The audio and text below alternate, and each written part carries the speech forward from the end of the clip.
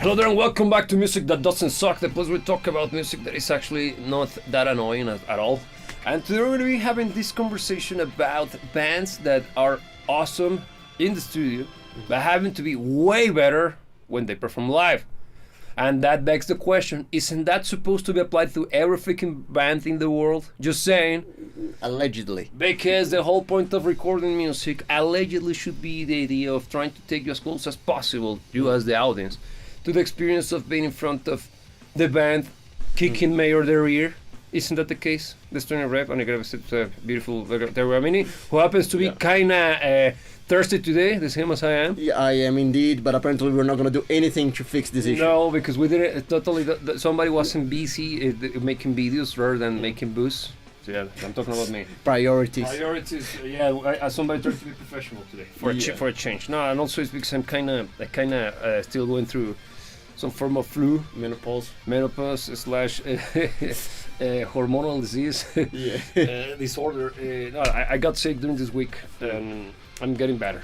And you can see me at different stages of my sickness throughout the week, in the different shows that we have done so far. So yeah, so let's begin with this conversation. So, which band comes to mind that is awesome live? I think that is better than the in the studio. I think one of the first bands that's gonna come to mind by a lot of the rock crowd when it comes to rocking live, even better than the studio. Hurricane. We're probably gonna get there eventually, but no, it's not the one I have in mind. Okay. The one I have in mind is Iron Maiden, which is probably one of the usual picks whenever you're talking about live music. Also, Metallica would come to mind, right? And yeah, I find it funny that we usually end up talking about them regardless. Yeah, but I think it's because they are super important. Is the level of impact that those bands have as a whole, the legacy is gigantic. Because if you think in terms of Metallica, well, how many acts have been inspired by them?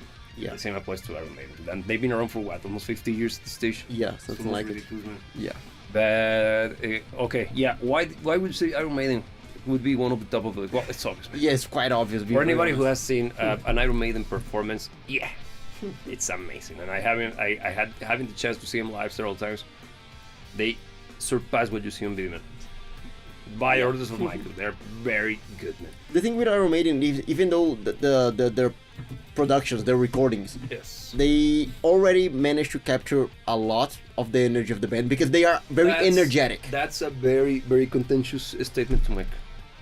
Because plenty of fans are actually kind of disappointed with the sound of the band in the studio for the last almost 20 years at this stage. No, for real, I'm not joking. Yeah. Because some people claim, and I happen not necessarily to be on that side of the aisle, but I can see their point, man.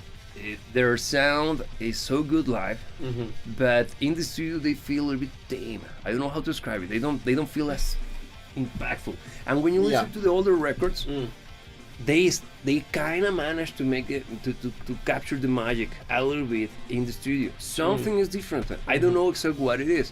The thing is that they set the bar way too high live. Yeah. I don't think, I for one don't think that their recorded work and their producers and mixing engineers and everybody involved in the production of their albums is doing a bad job in getting the energy of the band. I just think that the standard that they set with the live shows is that high that is very hard to beat that. But let's do this experiment. You're familiar with the number of the beast, right?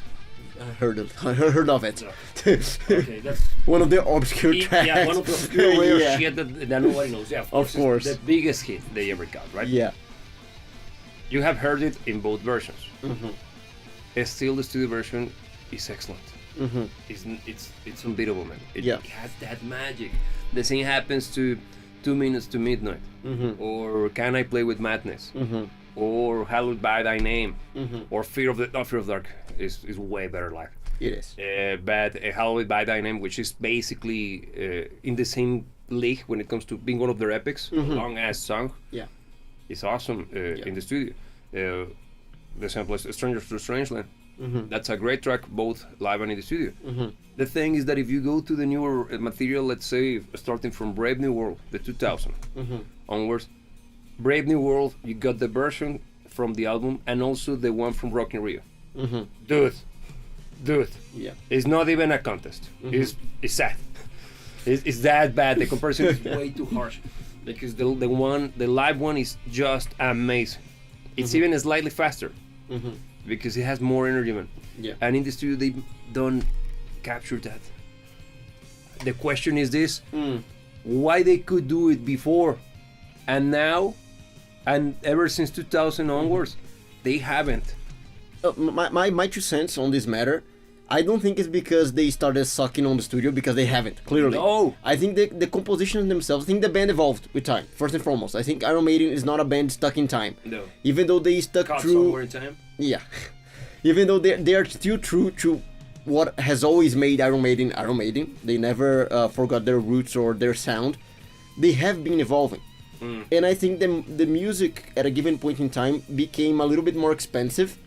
And that expensiveness is harder to capture, or is harder to deliver on a more energetic note, as it was done on the early stages of their career. I get you. Think of Seventh Son of a Seventh Son, yes, which is their proggiest album. Best album. Arguably, but I happen to agree. Yeah. No, it's a great album. Yeah. It's very hard to make music like that. That is true Iron Maiden music, still hard hitting, high energy, but it's a little bit more expensive to feel as energetic as their earlier stuff. Yeah, I get you, and the thing is that, for example, from that album you got the Clayrant. Super high octane, fun song, and also Can I Play with Madness. Badass track. Yeah. One of their best songs, actually. Yeah, and it's catchy, energetic, fast, and fun. Also, about Seventh Son of a Seventh Son is badass, man. It's similar to Alexander the Great in the way it's open stuff. Man. Yeah. Of course, Seventh Son is a better song. The better song as well. Both are equally good, but Seventh Son is way better, man. Also, yeah. So you got that energy, and what I would say, the album has a much more cinematic sound to it, while the live renditions pushes the antics a little bit harder when it comes to the emotion. But still, I enjoy both. Yeah. But when you go to something more modern, for example, once I'm coming back to Brave New World, and that song, A Dream of Mirrors, it's way better live. Has something else. The same applies to Rainmaker from the next album, Dance of the Dead. Even Dance of the Dead itself, but actually that's the only song that I think they managed to capture the lighting in a bottle twice. The live feel. The live feel is somehow in that one. But then you go to much more modern records. For example, yesterday I was thinking of this fantastic track from The Final Frontier, from the album Final Frontier. Such a cool, fun, stupid, short, straight to the point rock and roll track. It's rock and roll. Final Frontier, singing everything is cool as balls, man. It's full with excellent. And no frills, no thrills. It's just straight to the point and fun rock and roll. That one sounds great in the studio, but live, it slaps, as the kids nowadays say. I hope. I still think. Look, I think, and even I think, the question is why? Iron Maiden makes a case for this to some degree, that the simplest the music, of course, this is just a general statement, it's not always like this. The simpler the music, the more you will be able to deliver a great experience live, and more the live experience is going to be better than the studio. I disagree with that. It's not about the simplicity of the track, man, because having seen Dream Theater several times as well live, they sound the same. But Dream Theater, and emotionally speaking, they have the same impact, man. I don't think it's the complexity of the music. I think the producer had on, I don't know why, something is missing in the way that they are recording and producing those tracks. I'm not saying that they suck and the production teams are still excellent, man. The thing is that probably they're chasing something so hard that it's making them blind for the chase, if that makes sense. It makes some sense, but it could be that they're looking for that vibe so much that they don't know what to do and they overdo whatever they're doing. Because there's something, it's very mystical in nature. I don't know exactly what it is. Because when you listen to those older records, Aces High, the one that always plays in my head is the one from the album. I prefer it over the live versions. No, I think it's matched. No. The thing is that but since they are matched, I prefer the one that sounds the best. Also, what's the name of this one? From the coast of Gaul to the seven seas. So wasted years. That one also is the album version, the one that comes to mind, because it sounds so good. It captures the vibe. The energy is there. The same energy that you see live is present in the recording. Because you could think that as they are aging, the live show should be the one, or could be the one that is starting to lose the luster. But in reality, with these guys, live shows are still as good as always. But somehow the sound of the albums, even though it's very well produced, amazingly mixed and stuff, is missing this. Don't know what that is. Because I, of course, if you see them doing it live, but not captured on the record or to record, I don't know. You get me? Or no, I get you. It's very weird, and I don't know from the mixer or producer perspective, what could you do? Look, I think part of that you're not being able to describe, let's call it that magic. The je ne sais quoi, I think is probably made up of many moving parts. One of the moving parts, I imagine, is the chemistry between the musicians themselves, which is something that, of course, on stage they're performing the music together, the energy, the interaction with the audience. There's quite a lot going on. There's quite a lot of interaction on a stage, either with amongst the musicians and with the audience itself. The studio is an environment that usually when you're recording on your own. It's clinical. It's more clinical. You don't have the feedback of the audience. You don't have that spark. If I may, I think you inspired me to you gave me this idea. Could it be that they are so seasoned, so veteran in the live game, that they need the stimuli of the live stuff to actually pull off, to deliver the fullest of their performance? Could it be? It could be. Look, it doesn't make so. It makes sense. I think so, and I'll even say, because I have been standing on the side of the mixing engineers and producers this whole time, I don't think that it's them that's actually delivering differently. I think it's probably on the band side. And I think it's because they have been touring for so long and have done so many amazing stunts live. That probably they are not. They are so desensitized to the idea of recording that they need, for them to fully deliver, to be in front of a huge crowd, man. It could be. Or even playing amongst themselves, because I think I never had the chance to witness our rehearsal of Iron Maiden. They released some of the rehearsals, some footage of them rehearsing or getting prepared for the recording of their latest album, Sengoku. Sengoku. Senjutsu, yes, great album. Actually, very, very good. Surprisingly good. The song itself is very cool. Oh yeah.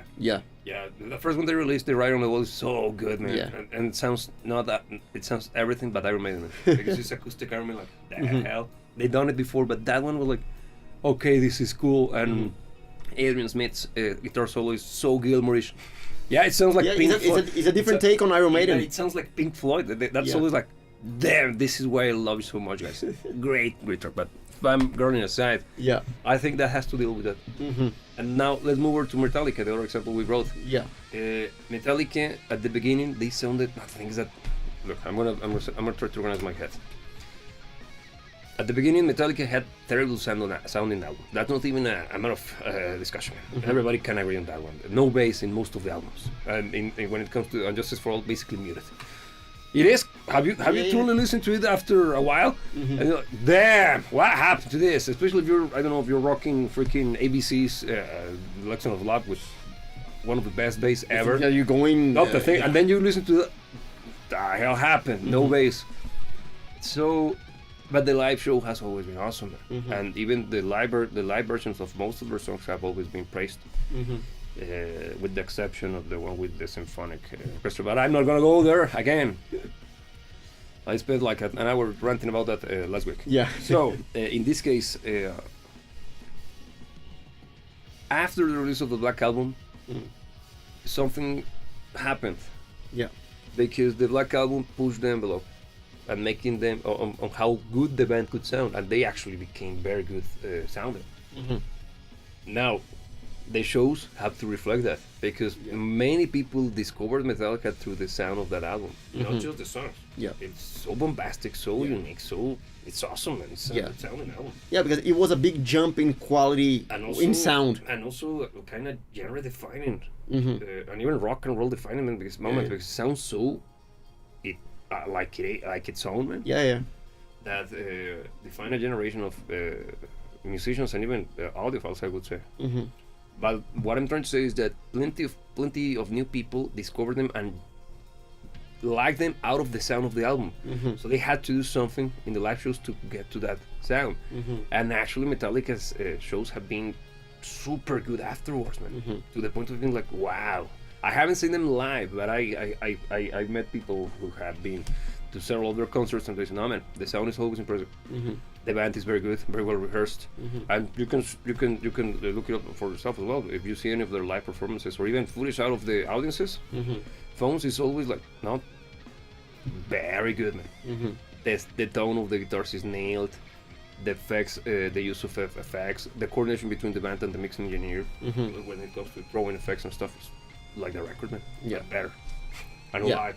And more energy. Yeah, man. Yeah, those guys are very good. And the thing is that something similar that happens to Iron Maiden happens to them, because the newer stuff, I know that it's very contentious, but it's not bad, it's actually good. And sometimes very good. I think that a good chunk of the bad rep comes from the album sound. You think so? Because, for example, think of A Mod Into the Flame. Great track, even the version with Lady Gaga is fantastic. It's from the album Wired to Self-Destruct. That song is badass, sounds very good, but in the live show is better. And I think it's probably the veterancy. Them being de-seasoned with the live show, that they are so used to the stimuli that probably in the studio they don't have the same kick. Make sense? Yeah, no, it does make sense. I never thought of it. This is the first time I actually tinker with this idea, but it's not that nonsensical, man. It kind of makes sense. Yeah, it does. And look, one other angle that we can look is thinking on the natural progression of a band that becomes that big. Yes. Think on Metallica, the early days. They were late teenagers, basically, when they got together. Yeah. And probably they rehearsed a lot, whatever songs they had at that point in time. And there's an emotional attachment as well to that early work. And I feel that part of any big band's career, the early stages, is probably a little bit more, how can I put it? Let's use the word true. Yes. Just for the lack of a better one. I think a lot of the later works, even on bands that manage to keep themselves very professional and very good, delivering good quality stuff, probably once you have labels involved and once you already have deadlines to meet and stuff like that, a lot of the work becomes a little bit more mechanized. So you think that they lose the luster a little bit? Yeah, because look, we talked about the two bands that we talked about here went through the same phenomenon. The early albums, they have more of this magic, let's call it that. But I would give you that if they sucked with newer material, but they haven't. No, but I'm not talking sucking. With the only exception being Saint Anger. But I'm not talking sucking when it comes to the composition or anything like that. I'm talking the delivery of that energy, that projection. Because the songs, they matured as musicians, they matured as people, even on some degree the music got better. But I'm talking about that element. That for instance, you had on Kill Them All. Okay, get you. Now I understand. Yeah, that kind of, not juvenile, but kind of something that comes out of being young, right? Yeah. Juvenile is not the word I'm looking for.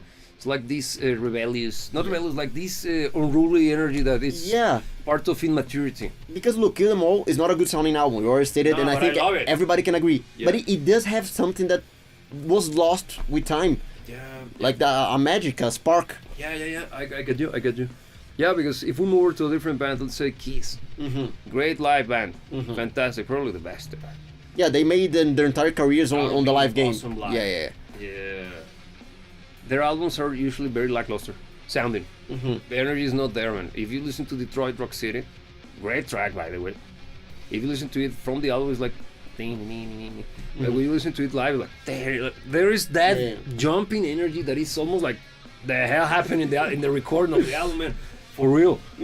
Because probably Kiss never learned how to record properly. And I'm saying this with proper and all due respect, man. Yeah. Because what I mean by this is that they probably were so into the live show that they never actually spent the, how can I put it, like energetic resources to learn the craft of recording and making a record. Get me?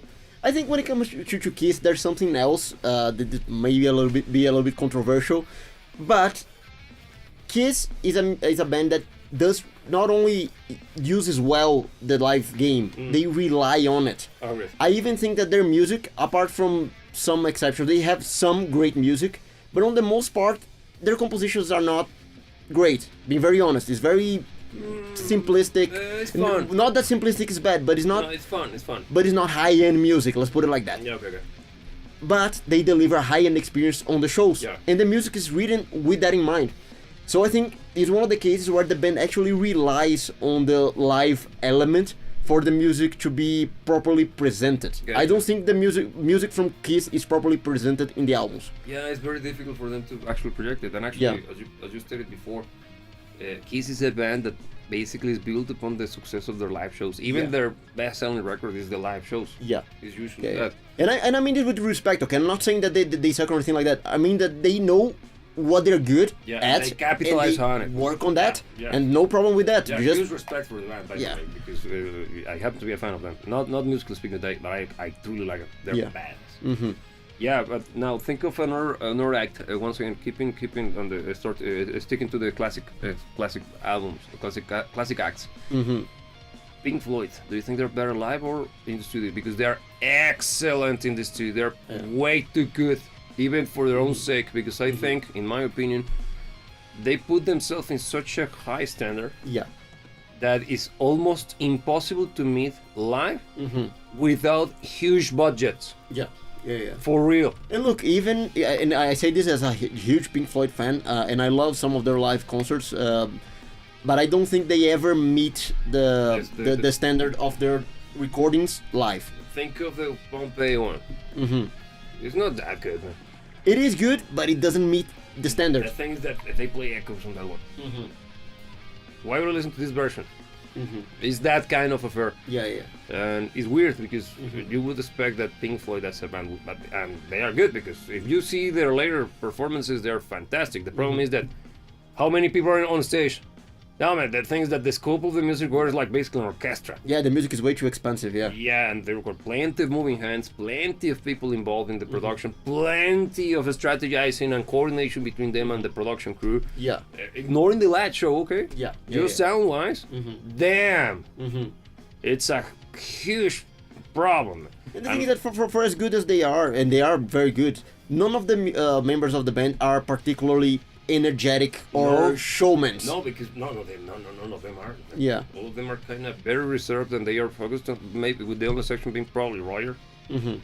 But the rest are focused on their instrument, on their craft, because they let that's why they relied so much on the light shows, because it was the performative aspect of the spectacle. The spectacle was the light shows, but the music itself is so well crafted, but also so expensive and so demanding in the level of layers that it has, that I don't think they were capable of pulling it off live, at least during the 70s.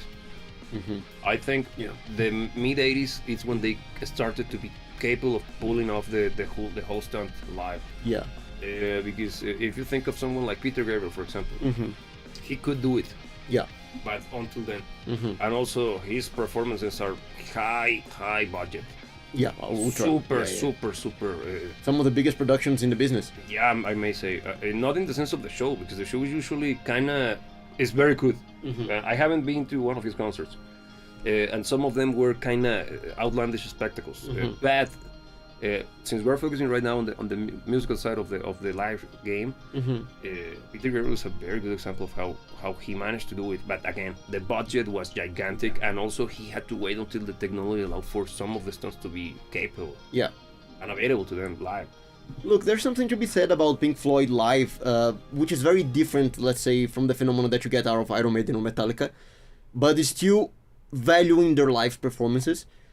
which is the emotional element. Pink Floyd has very emotionally driven music. Is actually one of the things that they do greatly is making music that moves you. And of course, on the live scenario where you're basically immersed in the music and in the environment and everything that comes with it, makes the whole thing a little bit more emotionally impactful. There's definitely something to be gotten out of going to a live concert by Pink Floyd. Even though it's not necessarily where you're gonna get the best performances, you're not gonna get that extra layer of energy, but you might get that extra layer of emotion. Look, I managed to see Roger Waters perform The Dark Side of the Moon on its entirety live, but it was amazing, man. It was fantastic, extremely good. The production was off the charts. It felt like you were in the middle of one of those badass DVD recordings. But the music was equally great, and I was paying attention because at that stage I was already taking music very seriously. So I wanted to learn, and I managed to see. Well, I managed to appreciate that he pulled it off because he had plenty of musicians, man. He had like 2 guitar players. He was playing the bass, but at times there was one of the guitar players swapped for a bass, a guitar, 2 keyboard players, 1 percussionist, a drummer, backup singers, the entire shebang, man. The entire shebang. He wasn't the lead singer, obviously and thankfully. He only sang the songs that he sang by his own. His own solo stuff, but also the Pink Floyd tracks that he played. He sang the parts that he traditionally sang. So very good. But the issue is that you see that the amount of people involved for that show to be possible was like I would say like 10. And how many people are part of Pink Floyd? 4. That already shows you. And that was back in 2008, I think, man. So how many backing tracks? A good chunk. And backing tracks not in the sense of them lip syncing or stuff, man. No. Supporting. Because they played Bira and bring the boys back home from the wall. There is an orchestra and an orchestra playing. He didn't have an orchestra there. Of course, it was a backing track. But he might try to do that in the 70s. It was possible, but damn. It involves tape and all that, and I can't imagine how difficult it was to actually have a backing track back then. It is already kind of a hassle to pull it off. Fully possible, by the way, especially for everybody, including entry-level bands. But that will be a discussion for another day. But so I assume that my understanding or my final thoughts on that is that Pink Floyd is one of those bands that could only pull it off at its fullest, the sound of their music at later stages, mostly at the tail end of their careers. Probably because the music was way too expansive and way too not demanding, way too ambitious. Ambitious, I think, is the word. For the live show. And Peter Gabriel could do it because it's as ambitious as them, but he had the chance to do it when the technology allowed for it. Because think of Alan Parsons. God damn, pull that off. I have never seen anything by Alan Parsons live, but I imagine that's not gonna deliver the same way. There are some concerts, and it's not that often that he did it. Because impossible, man, to make those levels of genius in sound. What else? Look, a band that comes to mind that I would have loved to have seen live is The Who. Because of I do imagine that the experience of seeing them live would be very different from listening to them the album versions. I don't know, man. In my head, I always imagine The Who being as wild as they were live in the studio while recording. Maybe it's the fanboy in me that think, Who. But I don't know. What do you think? Look, I think both on the side of the band and the people involved in the productions, I think they nailed getting the energy of the band. Because the recordings feel extremely powerful, the recordings feel extremely energetic. You have that wild factor that you mentioned. But imagine the live, man. Oh, that would have been fantastic, man. You can't handle that much power. So much energy, man. Because it's already impressive that they managed to deliver that on the studio versions. And they do. They're one of the few bands that I can tell that they managed to make you feel that like you're part of one of their live performances in the studio versions. Yeah, because while you were saying that, I was thinking of We Won't Get Fooled Again. Bam, bam. Yeah, I feel that. Yeah. It's rock and roll, man. It is. Freaking awesome. God damn. Now imagine seeing them live. Wow. Yeah, that song live back in the day had to be freaking amazing. Or Baba Rayleigh, man. Because easy to pull off the that's the click track already, so you don't have you play to the backing track. Yeah. And the bam, bam. Oh yes. The massive that thing. Oh yes. Hitting you hard. Yeah. And they play with a tremendous amount of amps on stage. Oh yeah. So it was loud. Imagine that. Yeah. Bam. No. Yeah, because Pete Townsend is known for being stupidly loud. And I think he still whenever he plays live, he still rocks like 5 Marshall heads, and that's stupid. Yeah. But that's rock and roll. Yeah, they don't do it like this anymore. No, and I think they gotta be awesome live. They had to be. Yeah. They had to be, because think of another band, a little bit more modern, man. Well, a band that I'm not a fan of, but Foo Fighters. I think they deliver both correctly. Because I have seen some footage of them live, and probably because the music is crafted to be crowd pleaser. Yeah. The studio version, I have heard both versions of their music, and they do it very good. I can't deny that I don't like them. I have many problems with them at many levels. Bad credit where credit is due, and their live shows and the music is properly projected, and they do the right thing, which is surpassing the live album, but not by much. Not because the live album, the live version is not that good. No, it's because the recorded version is good to the point of it being only surpassed by the live version, but just by the live factor. Yeah. Because usually they stick kind of true to the music. It's not, they are not outlandish live. They don't go over the top. No, but they deliver. Yeah, is the studio version plus. And that tells you many things about the studio version. The studio version still captures the essence, man. Yeah. And that's what happens with what is not happening with Iron Maiden. And look, big Iron Maiden fan, I don't like Foo Fighters by many orders of magnitude, and I gotta give them the cake to them in this one. Yeah. I'm trying to be fair, man, but tough but fair. Look, you mentioned the aspect of their compositions allowing for it. Now I'm thinking of bands that basically compose for live, because there are bands that the music itself, you can see by how it is done, that is meant for live. Yeah. And a band that I actually had the chance to see live, and it was very fun. But the album stuff is not necessarily incredible, or doesn't compare to it, is the Aristocrats. Because even the way that they make the music, and the musicians themselves, the dynamic that they have in between them, they're friends, man, is made to be fun on a stage. Yeah. Because they're having fun on stage, that fun translates into the audience, and the music is so stupid. It's so without boundaries. Yeah, it's stupidly complex. For Yeah. people who know him, it's just 3 guys who happen to be some of the best session musicians in the goddamn world. Yeah, because it's Marco Miniman in the drums, Guntry Govan in the guitars, and Brian Benner yes, on the bass. And they are 3 all of the best. Yeah, A-tier musicians or above. S tier, I would put them. Yeah, they're that freaking good. And what they're doing is stupidly hard to play music. Yeah. That it's only made to be not even understood, pretend to be enjoyed by musicians, because it's fun. It's not music to be like, oh, this make me feel like that, and it's like, that was outlandish, man. Yeah, like, wow, that was absurd. That was wow. Yeah. Wow, it's just stupid. Yeah, and it's very fun. It's very fun when you listen to their albums. It's like, what the hell was that, man? It's ridiculous. Yeah. And I can imagine them being super fun live, because they seem to be, well, they're just dudes, man. Yeah. And they're just having fun. Like, yeah, the thing that it feels like a pet project. It is clearly like between people that, okay, we know that we are way too good. Yeah. Let's go stupid with our music. Yeah.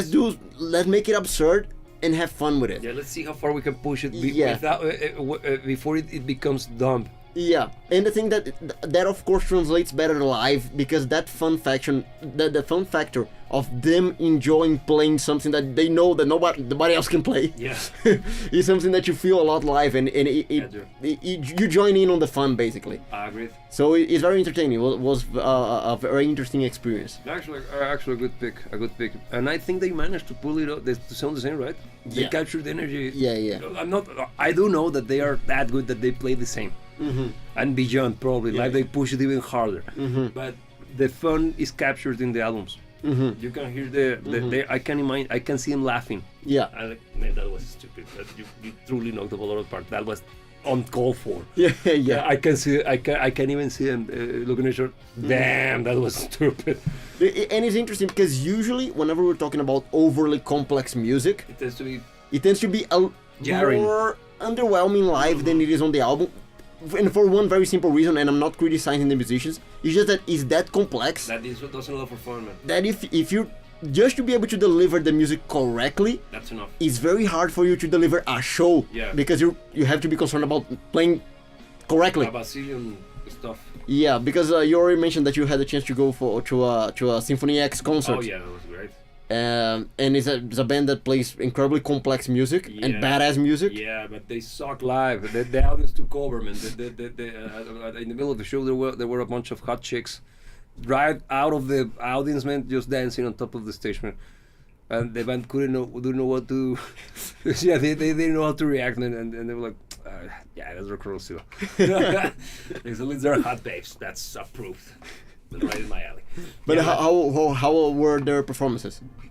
Musical speaking, top notch, man. Mm-hmm. Nobody dropped the ball at any given point, mm-hmm. and everything you hear in the records, mm-hmm. there, plus. Mm-hmm. Russell Island, the singer, I would say the star of the show. Excellent. Mm-hmm. Yeah, he's one of the best singers ever. Yeah, changed my mind. And yeah, it's tough to do. And because the rest of the band is excellent, mm-hmm. They play prog metal. Mm-hmm. With this slight hints of power metal. Mm-hmm. Symphonic stuff. And they're very good. They're very good. They're extremely proficient in their instruments, and live they're extremely good. Mm-hmm. And even though you're dealing with Michael Romick, maybe those guitar players watching might have heard or seen his name mm-hmm. thrown around, because he's very good. He's one of the best guitar players as well, mm-hmm. of his generation. And everybody's excellent, and I would say that Russell took the cake. Mm-hmm. The best performer of the show at a proficiency level. Mm-hmm. The issue is that they look like your uncles rocking. Like, yeah, this is so good. This is very good, but I kind of cringe. Like, this is my uncle, man. It's not, how can my uncle be badass? Yeah, it's that kind of vibe. And you want them to look badass, but they simply cannot deliver. Mm-hmm. Why does that happen? I don't know. Because they have always been kind of that nerdy, way too niche band that could have made it big, mm-hmm. but never did. Yeah. Get me? Yeah, no, I get you. So maybe the reason why they never went that more mainstream is that, man. They are not that good live. Yeah, and it's kind of sad, man. Because I love him. He's one of my favorite bands ever. Hugely influential over me. And when I saw that, I had to decide going to do. I actually, my decision, the terrible decision was either Opeth or Devin Townsend, and I chose Opeth, man. And he's a very hard pick. Which do you pick? You lose either way. Mm-hmm. You lose either way. I couldn't go to both. Yeah. So I chose Opeth. I think I would have chosen Devin Townsend, not because of the music, but because of the live factor. Yeah. Because Opeth, I probably like better Opeth's music than Devin Townsend, but I think I would have enjoyed more a concert by Devin Townsend than Opeth. Probably. But it's a hard pick anyway. To make it more interesting, it was in Montreal, in Canada, on his Canuck. Mm-hmm. But he's not from the French-speaking part, so I don't know what kind of antics he could have put off. Yeah. So it would have been fun. Yeah. It probably was super fun, man. Well, look, now that you spoke about Symphony X and how the looks were kind of underwhelming. No, look, the looks of the bass were good. No, you can look it up. You look it up. It was 2016. Mm-hmm. No, 2016, Montreal Symphony X live. The Furfus Electric. Just saying this was stupid. The looks of the band, and looks meaning everything, presentation, behavior, and everything. Okay. Antics and show. That plays a huge role in the live game. It does. Because regardless of music, putting music aside for a second, that aspect, the presentation, the looks, the grandeur of your stage persona. And by looks, you don't mean sex appeal. Not necessarily. It's part. It can be a part of. It could be. Agreed. Yeah, because thinking of bands, I was thinking on how fun would be to see Aerosmith, for instance, live. Oh yeah, good point. Good pick. And I think they deliver on the looks aspect. And then once again, it's not about looking good or bad. It's about having that badass projection. Stage persona. Persona. When we were watching the snippets of the last concert with Black Sabbath. Yeah. When Steven Tyler kicked in, he nailed it. Wow! Wow! He nailed the singing and he owned the stage. Totally. I was like, damn! You still got it, man. You still got it. You're like what, 9,000 years old, but damn! And imagine when he was at his prime, dude. It would have been amazing because he still is, man. It was mind blowing. That was like, damn! Because he kicked like, who the hell is Steven Tyler? Wow! Yeah. Damn. And look, one other point in favor of Aerosmith's concerts, outside of the energy, the projection, all of it that we've been talking about, there's something specific about them, which is Aerosmith, even though I like them a lot, I have to acknowledge that they are very hit and miss. Yeah, they have kind of plenty of stinkers. Yeah, and whenever they go live, of course they're gonna pick the creme de la creme. Creme de la creme. Yeah, so you're actually gonna be prompted with all of their great stuff in the best way possible. Yeah, so it's actually a very good investment. I would love to go to one of their concerts. I never stopped to think about it, but yeah, whenever I had that, but I think they retired, right? I don't think they're active as a band anymore. Yeah. I think everybody's still active on their own stuff. But just out of fun of it. Yeah. Yeah, because the guitar player has this stupid band with it's not Brad Pitt, their guy. The guy with the wife that poop on that one. Yeah. Kinda hot. But again, no. Yeah, it's kind of crazy, but she's hot. Yeah, but not worth it. No. You know that one, well, whatever. Yeah. Amber Heard. Yeah, but what's the name of the guy? Yeah. Look at that. I don't care about the guy, Frank. But whatever. Wherever. Yeah. Aerosmith would be fun live. Yeah, it would be. Mm-hmm. Yeah. How about these guys? I just forgot. I was about to introduce them to the conversation. It's classic rock as well. Oh, God damn it. You mentioned passingly Scorpion. Not even mentioned. You just. Well, let's take on the Scorpions. Yeah. I had chance to see them live. Mm-hmm. Fantastic. Probably the first concert I went to when I was a kid. Do you think they sound as good as the albums? They did. They did. And I got a recording. Well, not a recording. I got there is one album, the first live album they released. It's in LA. I'm gonna put it this way. They introduced Holiday as a new song from the new record. Just to know how old that is. Yeah. It's super old. But I never liked that album. The sound, the performance is awesome. Because the sound, they sound tiny, and I got it after I saw them live. And it's not that I'm comparing the sound of the live setup, okay? The energy that I saw live is not present in the recording for that particular live show. Later shows that I saw, they did. So that one, for whatever reason, they didn't know how to capture the lighting of the album. And I think it's 81 or so, 79. It's early 80s. The recording. Yeah. It's not as good as I would like it to be. Because it's filtering with bangers after bangers. All of the good songs are there, man. Yeah. But the sound of the album is kind of feels like tiny. But it's the recording. It's not the band. Yeah. Because you can hear them doing the stunts. But the recording itself, the production, the direction of the production is not the one that actually projected or captured the energy. And I think that's very tough to do. Yeah. From a recording perspective. And it has happened with Scorpions more than once, because I think for the album Breakout, which we even reacted here in the channel as well to it. It also happens like that. Yeah. Because the music and even Breakout itself, the song is excellent. It's a super high energy, heavy as balls. Heavy as balls song. but it doesn't feel on the recording. It doesn't feel as big. It doesn't feel as projected as it does live, right? Yeah, or even from the recording itself, you can feel that the song could be better. Would be bigger, not the song as a composition, the song as sound. The sound, the energy. Yeah, because you feel it being energetic because the composition is energetic, but there's a dichotomy there. It's like the mix is not translating that energy the same way as the composition itself. And in this case, I wouldn't say it's the mix, it's the production. The decision making behind the entire production of the album is what actually kind of puts it in that weird box. That's why it's super critical. The entire production chain, from the pre-production all the way down to the later stage of the mastering sessions, has to be done under the right banner. There has to be a vision and a series of steps to be taken, following and sticking to that vision. That's why it's so integral, man. And it's something that modern music, once again, is not the old man yell at a cloud thing again. No, this is one of the reasons why modern music is not as good as before, man. Because the direction is no longer focused on capturing essence. It's devoid of essence if you think about it from that perspective. It's more concerned with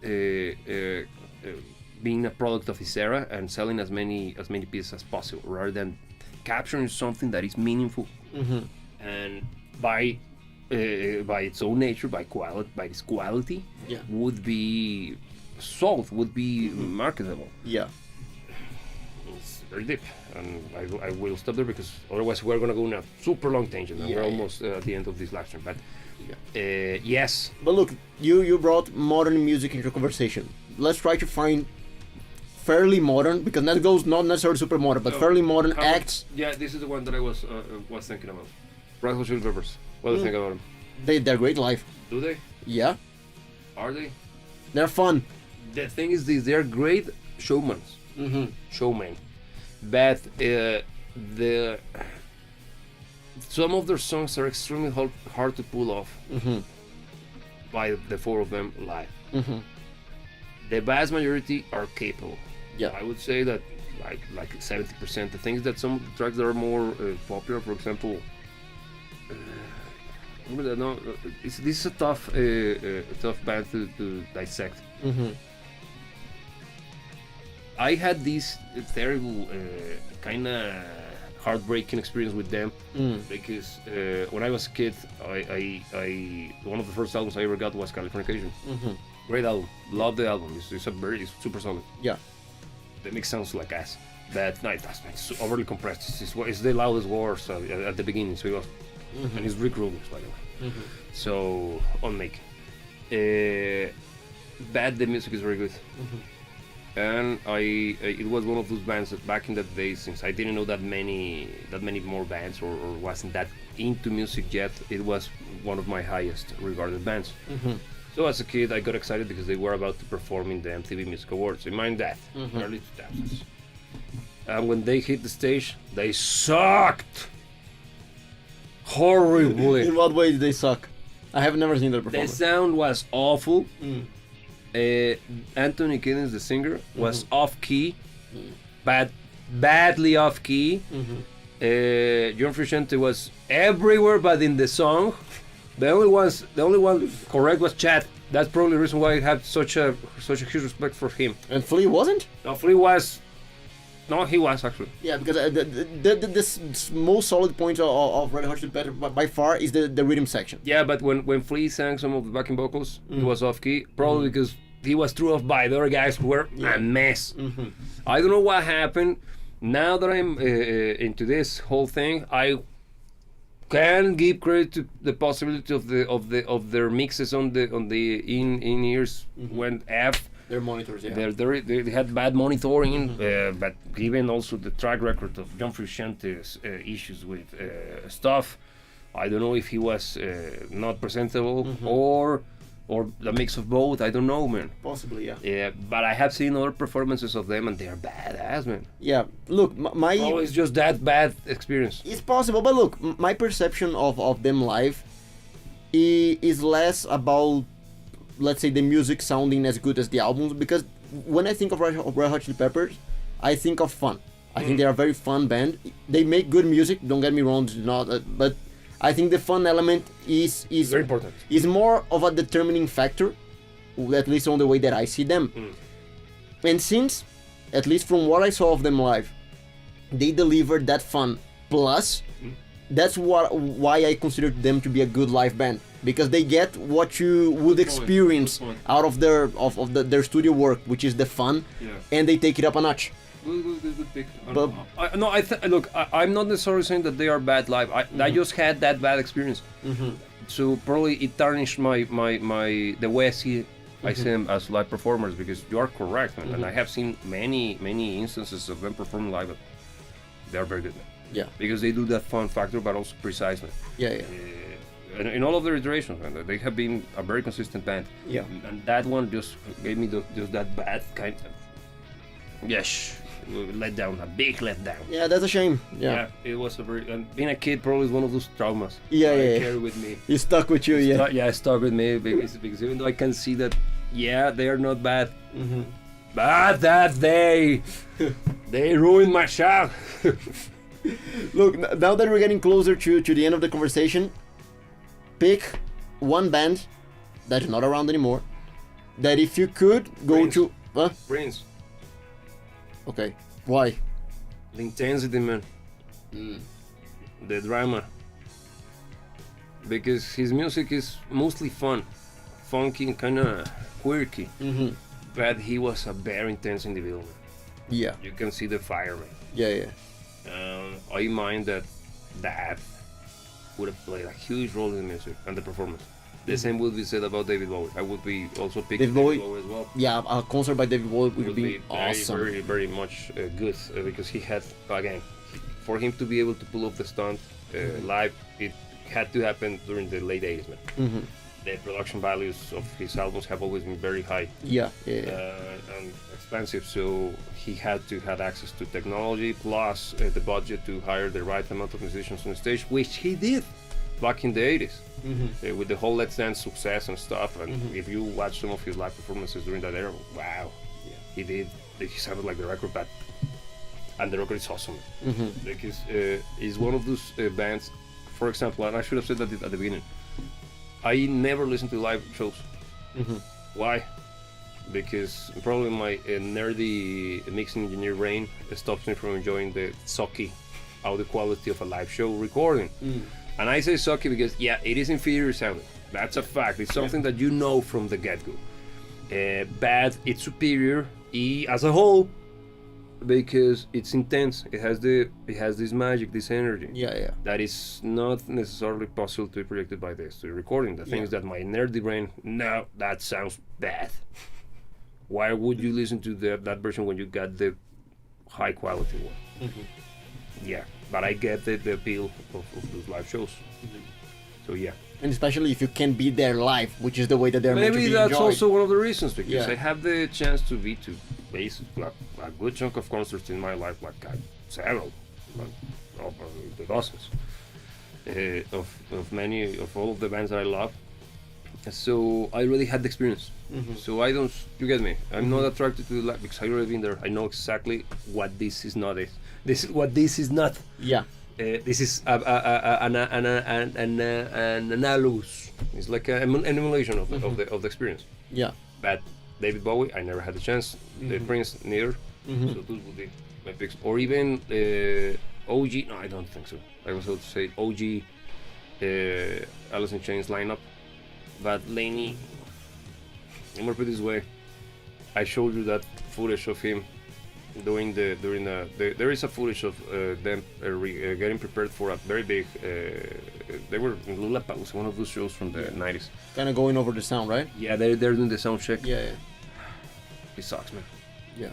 Very badly, and I love their music. I love his singing. Very much influenced my singing style dramatically. Not today because I can hear my voice is all wrecked. But in that show, he sounds bad. I just saw it. Yeah. Freaking, it's sad. Yeah, because all over the place. It's not correct. No, he's not correct. Probably because it was the later stages of his career and even life at the stage. Yeah. But no, it would be very much for the disappointment. Get me? Yeah. It's one of those. Another one that I wouldn't like to see live, at least today, would be AC/DC. Because they are awesome. But every time that I see footage of Angus Young doing the stunts live, he looks older than my grandpa, man. Get me? Yeah. And it's not that I have anything against aging. The thing is that aging involves also moving forward, man. Yeah. And there are ways he can do it, but in the way that you are today, though, because in my head it feels like he's still trying to grasp to a long gone era of his life, not to the show, because the stunt is not the problem. It's at the personal level. I might be fully wrong, man, but I don't like what I see. I don't know if that makes sense to you. Yeah, because it feels kind of stuck in time. Yeah, it's like I don't want to move forward, man, because I don't. I might be going way too metaphysical into this shit, but to me, it gives the impression that he knows that he's closer to the end, and he refuses. And that refusal is what actually makes me uncomfortable, man. Because it's inevitable, man. It's part of it. It's something that.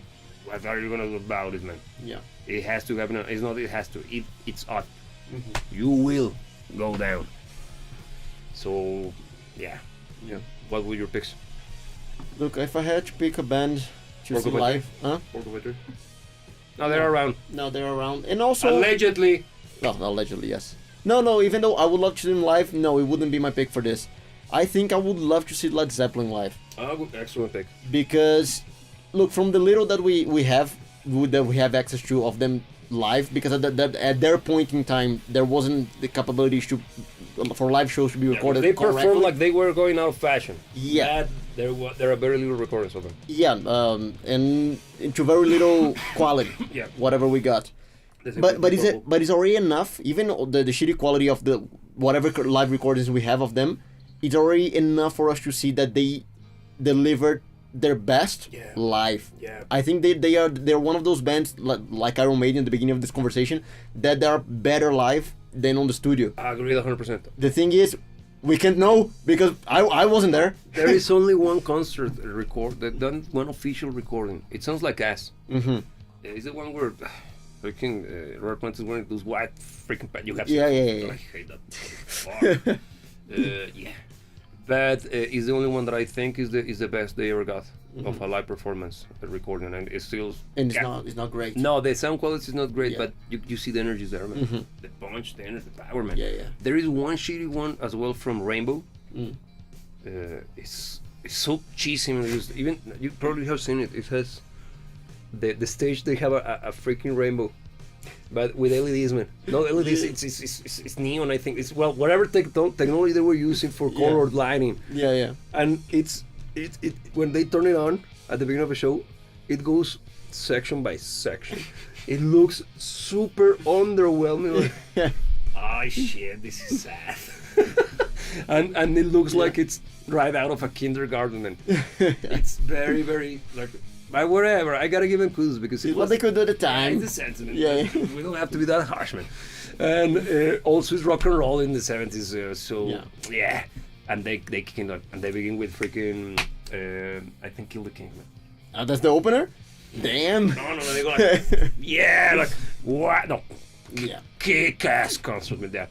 Again, bad quality sound, but goddamn. Yeah. And in that one, even though Dio is there, Richie Blackmore is the one that takes it down. His performance is, oof, man, wow, what a guitar player, man, wow. That's why I have him in such a high praise, because he's not just a genius, but also, you gotta see that one, man, for real, because his performance is like, this is what a musician should do, man, like, because it's precision, bravado, presentation, daringness. Whenever he makes a mistake, so what? I'm gonna do something better just to cover up for what I did. Like that, like wow, tone, and man, I this the sound quality, but the tone, even through the bad recording, you can hear the insane tone. That thing live had to be incredible, man. Yeah. So continue. Sorry for interrupting. No. I gotta. But look, it even relates to my answer to this, because I think I would love to see, especially the actors from that era, the ones that we had have evidence to know that they were great live, but we don't have good recordings of it. Yeah, for example, Eric Burdon and the Animals. Yeah. Or freaking. Hey, but we already mentioned the Who. The Doors. The Doors as well. Yeah. Because there is only the ones that are from TV. They're excellent. There are very few. Mm-hmm. There is one that is doing the rounds on X. It's from the airplane Light My Fire. Mm-hmm. Excellently. Mm-hmm. Freaking Jim Morrison. Actually, he looks cool in that one. He's not annoying. Isn't he? That one is. He's not. One of the rare moments. Oh, actually, I remember to look it up. It's actually very good, and they it's the extended version. It's the one that I mentioned. That the keyboard operator. I always forget his name, but he's one of the best keyboard operators ever. It takes over, man, and they go on a barrage of awesome. I don't know if it's improvised because probably possibly, yeah. But it's incredible this play of musicianship, and when they go back to the. That was ace. Yeah, and I don't like the song, by the way. It doesn't show. No. When it's done, when something is good, it's good, man. Yeah. And that live show, that live version is insane. Mm-hmm. Yeah. So another one. You mentioned already. Led Zeppelin, great pick. Yeah. Which was the other one? I know, and also, look, even following the same principle, I would have loved to have seen Jimi Hendrix live. Oh, yeah. Jimi Hendrix live would be something else. Especially in the case of Jimi Hendrix, now that I think about it. Band of Gypsies. The Band of Gypsies. Yeah, yes. But look, because since he was a tremendous guitar player, and even though his recordings show that, he was a very expressive musician. And I do think that we have reason to believe as well, that his shows were very jammed to a degree. I know, jammed. Respecting the songs, but very jammed. Yeah, expanded. Yeah, I think he's the kind of musician that delivered a very unique experience live. And a very unique version of even the songs themselves. So, yeah, of course. Yeah, so the Jimi Hendrix experience live would be something else. Yeah, good pick. Excellent pick. Yeah, I would say the same, especially being there at that point in time. Because the guy was, the hell is this? I never thought that you could do that with a guitar. Yeah. And I would say the same with Van Halen when they came out. That was like, that. Yeah. The thing is that Van Halen, we already have good versions of their lives. No, we do. But you got me to thinking, being there when they weren't the guts, man. When they were breaking through, man. Yeah.